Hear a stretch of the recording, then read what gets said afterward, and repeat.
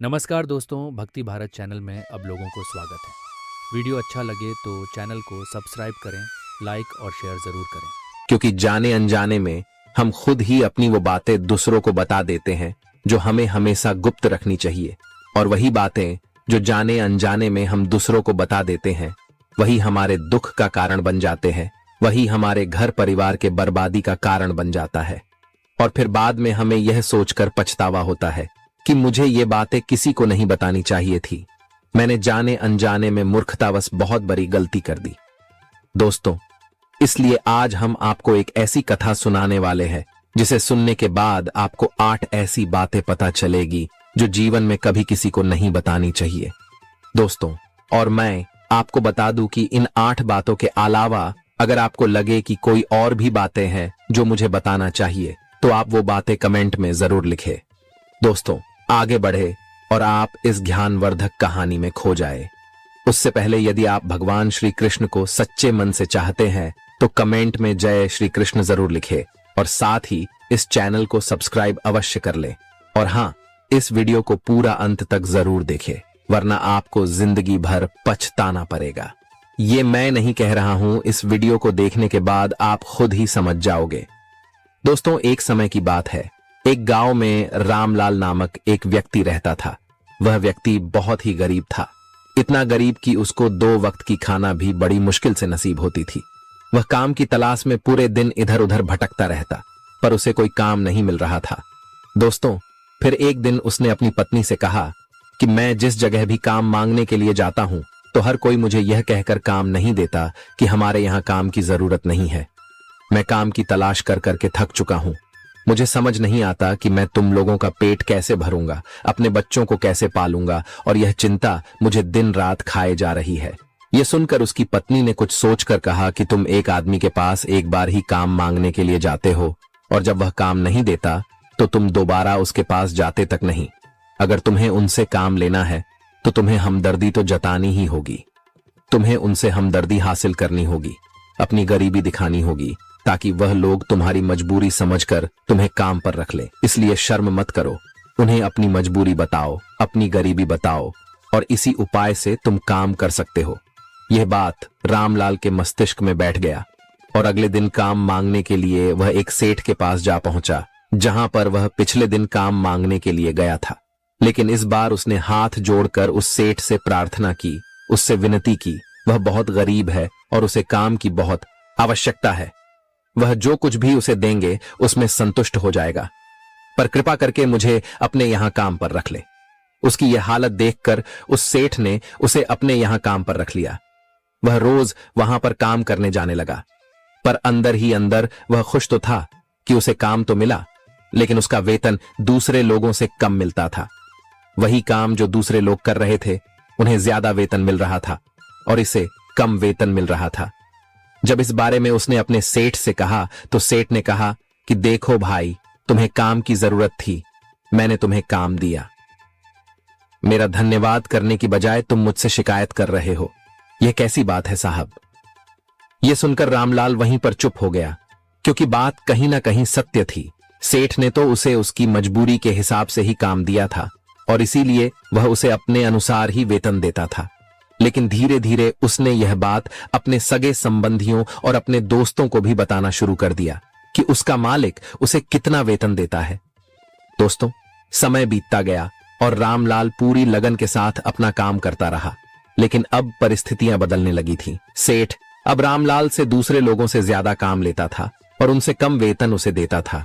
यह बात रामलाल के मन को बहुत ठेस पहुंचाती थी। वह दूसरों से ज्यादा मेहनत कर रहा है और उनसे कम वेतन पा रहा है।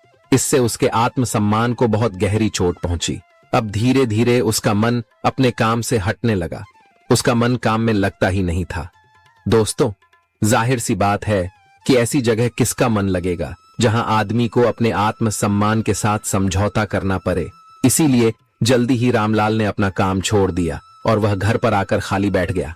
अब उसके पास घर का खर्च चलाने के लिए भी पैसे नहीं बचे थे। इसीलिए उसने अपने सगे संबंधियों और अपने दोस्तों से सहायता मांगना शुरू की। लेकिन उसके दोस्त उसके सामने तो उसे दया का पात्र समझते थे, उसे दिलासा देते थे, लेकिन पीछे से उसका मजाक उड़ाते थे। वह कहते कि कितना बेवकूफ है, सेठ ने इतना काम लिया और बेचारे को पैसे भी नहीं दिया, कल हमारा भी पैसा वापस कर पाएगा, इसकी ऐसी हालत है, काम तो उसके पास कुछ है नहीं, पैसा कहां से लाकर देगा। और इसी वजह से रामलाल की हालत दिन पर दिन खराब होता जा रहा था। दोस्तों, आपने अक्सर एक बात को अपने गांव समाज में देखा होगा कि यदि आपके पास पैसे हैं, अच्छी नौकरी है, तो 10 लोग आपके हाल पूछने आते हैं, पर यदि आपके पास कुछ नहीं है तो आपके अपने भी आपको नहीं पूछते। यही हाल रामलाल का था और इसी वजह से रामलाल की हालत दिन पर दिन खराब होती जा रही थी। अब वह दिन रात तनाव में रहने लगा था। वही दोस्त, वही सगे संबंधी जो उसकी अपनी होने का दिखावा करते थे, वह उसे दया का पात्र समझ रहे थे। उन्हें उसके ऊपर तरस आ रहा था। सब लोग आकर उसे ज्ञान तो बहुत देते थे, लेकिन कोई सहायता नहीं करता था। और अक्सर ऐसा ही होता है, ज्ञान देने वाले तो बहुत मिल जाते हैं, लेकिन मदद करने वाले कितने लोग मिलते हैं।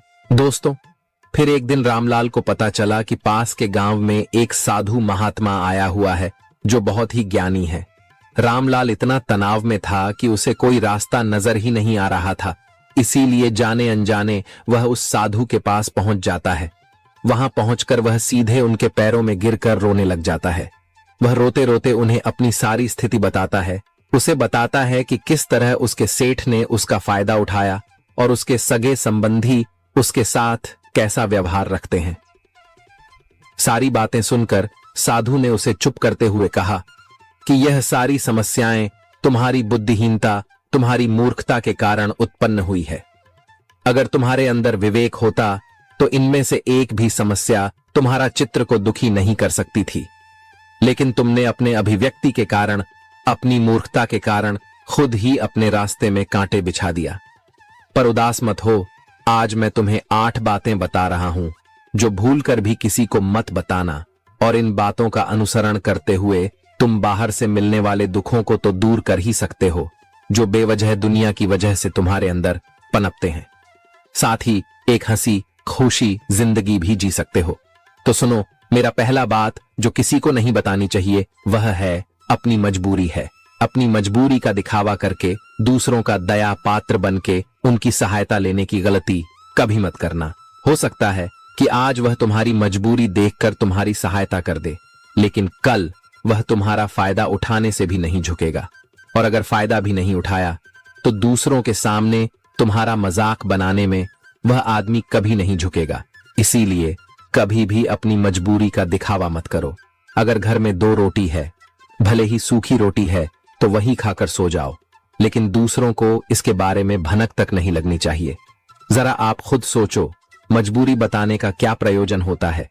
एक इंसान का या तो दूसरों से सहानुभूति हासिल करना चाहता है या उनसे कोई आर्थिक मदद चाहता है, लेकिन अगर दोनों ही परिस्थितियों आप देखें तो दूसरा आदमी आपका फायदा उठाने से नहीं झुकेगा, और अगर वह फायदा नहीं भी उठाएगा तो अपनी नजर में तो वह आपको मूर्ख ही समझेगा और दूसरों के सामने आपका मजाक तो जरूर बनाएगा। इसीलिए अपनी मजबूरी के बारे में कभी किसी को मत बताना। दूसरी बात जो किसी को भी नहीं बतानी चाहिए वह है अपनी अतीत की गलतियां और भविष्य की रणनीतियां। किसी दूसरे को बताते हैं तो उसका क्या प्रभाव होगा, वह गलत या ठीक तो नहीं की जा सकती। जाहिर है तो उन्हें बताने का क्या प्रयोजन रह जाता है। आप अपने अंधेरे पक्ष को खुद दुनिया के सामने बता रहे हो, खुद अपनी गलतियां दूसरों के सामने बता रहे हो। इससे उस आदमी की नजर में आपका एक चरित्र घटित हो जाएगा और वह भविष्य में हमेशा आपको उसी नजर से दिखेगा। इसीलिए किसी भी आदमी की नजर में अपना चरित्र घटित मत होने दो और आप व्यर्थ में ही अपनी भविष्य की रणनीतियां दूसरों के सामने बता रहे हो। जो लोग आपके काम का हिस्सा ही नहीं है, उनके सामने अपनी भविष्य की रणनीतियां बताने का क्या फायदा। वो लोग आपकी सहायता तो नहीं करेंगे, लेकिन आपकी भविष्य की रणनीतियों में बाधा जरूर बन सकते हैं। आप खुद अपने विवेक का इस्तेमाल करिए और सोचिए कि आपके साथ भी ऐसा हुआ है कि आपने अपनी भविष्य की रणनीति किसी को बताई हो और वह कामयाब ही ना हुई हो। मेरा तीसरा बात जो किसी को नहीं बतानी चाहिए वह है अपने घर की बातें। जो भी हमारे घर के अंदर आपस में बातचीत होती है, हमारे माँ बाप के साथ, हमारी पत्नी के साथ, हमारे बच्चों के साथ, वह बातें परिवार तक ही सीमित रहने चाहिए। अगर आप इन बातों का दूसरों के सामने ढिंढोरा पीटते हो तो दूसरों को आपके घर में घुसने का एक मौका मिल जाता है और वह इसका फायदा उठाने से कभी नहीं झुकेंगे। वह आपके परिवार के सदस्यों को आपसे दूर लेकर जाने की कोशिश करेंगे। हम समाज में देखते हैं कि हम अपने घर के झगड़ों को कम करने के लिए उन झगड़ों को अपने पड़ोसियों और दूसरे सगे संबंधियों को बता देते हैं, लेकिन इससे आपको सहायता कभी नहीं मिली होगी, बल्कि आपके घर की लड़ाई झगड़ा और ज्यादा बढ़ गए होंगे और यह जाहिर है वह बढ़ेंगे। अगर आप अपने माँ बाप की बातें दूसरों को बताएंगे तो आपकी माँ बाप को बुरा ही लगेगा कि हमारा बेटा हमसे बताएं बगैर दूसरों को यह बातें बता रहा है। इसीलिए अपने घर की बातें और अपने घर की लड़ाई झगड़ा किसी के सामने मत बताना। अगली बात जो मैं तुम्हें बताने जा रहा हूं, जो किसी को नहीं बतानी चाहिए, वह सुनने पर बहुत अजीब लग सकती है, लेकिन उसका सत्य भी मैं आपको बताऊंगा। अपनी आमदनी किसी को मत बताना। दोस्तों, अब अपनी आमदनी ना बताने के पीछे क्या वजह हो सकता है कि आप अपनी आमदनी अपने दोस्तों को बता देते हैं, तो जब आपके दोस्तों को जरूरत पड़ेगी तो वह सिर्फ आपको ही याद करेंगे, क्योंकि उनको पता है कि अगर आपकी आमदनी ज्यादा अच्छी है तो आप ही उनकी मदद कर सकते हैं और इसीलिए ज्यादा लोग आपसे सहायता मांगेंगे। और जब आप उनकी सहायता नहीं करेंगे तो वह सोचेंगे कि इस आदमी के पास पैसे हैं, मेरी सहायता कर सकता है, लेकिन यह सहायता कर नहीं रहा है और इसीलिए आपकी आमदनी आप दोनों दोस्तों के बीच एक झगड़े का कारण हो सकती है। तो लोग मजाक उड़ाएंगे और ज्यादा होगी तो सहायता मांगेंगे, तो अपनी आमदनी बताने का कोई जरूरत ही नहीं है। अगली बात जो मैं आपको बताने वाला हूं उसे आप गांठ बांध लेना और किसी को यह बात मत बताना। अपनी कमजोरी और अपनी ताकत, अक्सर इंसान को पता नहीं होता है कि उसकी कमजोरी या उसकी ताकत क्या है, लेकिन अगर आपको अपनी कमजोरी और अपनी ताकत पता है तो पहली बात तो आप बहुत ही बुद्धिमान आदमी हैं और दूसरी बात कि आपको यह बातें किसी से शेयर नहीं करनी है, क्योंकि अगर आपकी कमजोरी दूसरों को पता चल गई तो आपकी कमजोरी का फायदा उठाएंगे और अगर आपकी ताकत पता चल गई तो वही ताकत आपकी कमजोरी बन जाएगी, क्योंकि वह ताकत दूसरे आदमी को पता है और वह ताकत की तौर भी ढूंढ ही लेगा। अपनी कमजोरी और अपनी ताकत अपनी पत्नी या अपने पति को भी नहीं बताना चाहिए, क्योंकि इसके बाद आपके घर में उनसे हमेशा डरते रहना पड़ेगा। दोस्तों, अगली बात वह साधु जी बताते हैं जो किसी को नहीं बतानी चाहिए, वह है अपने मित्र और अपने शत्रु के बारे में बताना। आप अपने मित्रों के बारे में अगर दूसरे लोगों को बताएंगे तो वह आपके मित्रों के साथ अपनी घनिष्ठ बनाकर आपको धोखा दिलवा सकते हैं, आपके गहरी मित्रों को आपसे दूर करने का प्रयास कर सकते हैं। अक्सर आम आदमी ऐसा नहीं करता, लेकिन आपके दुश्मन ऐसा करने की कोशिश कर सकते हैं और दूसरी तरफ आपके शत्रु का भी किसी को नहीं पता लगना चाहिए, क्योंकि आज जो आपका मित्र है अगर कल वह आपका दुश्मन हो गया तो वह आपके दुश्मन के साथ ही मिलकर आपको परास्त कर सकता है, आपको धोखा दे सकता है। इसीलिए अपने सबसे अच्छे दोस्तों को भी उनके बारे में कभी मत बताना। अगली और आखिरी बात बताता हूं कि जब तुम दान करते हो तो दान के बारे में भी किसी को मत बताना, नहीं तो दान करना व्यर्थ हो जाता है, बेकार हो जाता है। जब आप अपने दान का ढिंढोरा पीटते हो तो आप यह बता रहे हो कि मैं कितना बड़ा दानी पुरुष हूं और यह आपके अंदर एक अहंकार निर्मित करेगा। इसीलिए दान गुप्त रूप से किया जाए उतना ही अच्छा होता है, उतना ही फलदायी होता है। जब आपका बायां हाथ दान कर रहा हो तो दाएं हाथ को बिना पता चले कि बायां हाथ दान कर रहा है, तभी आपको दान का सही फल मिलता है। तो दोस्तों, इस प्रकार यह 8 बातें साधु महात्मा ने रामलाल को बताई। इनमें संसार के सभी सिद्धांत छिपे हुए हैं। इन बातों का अनुसरण करते हुए आप अपने घर में सुख शांति बना सकते हैं और घर के झगड़े हमेशा के लिए दूर कर सकते हैं और अपने घर परिवार में हमेशा सुख शांति बना सकते हैं। तो दोस्तों, हम आशा करते हैं कि आपको हमारी यह वीडियो पसंद आई होगी, तो कृपया वीडियो को एक लाइक कर दें और साथ ही कमेंट में जय श्री कृष्ण लिखकर ईश्वर को अपना आभार व्यक्त करें और इस वीडियो को अपने मित्रों बंधुओं के साथ शेयर जरूर करें। धन्यवाद।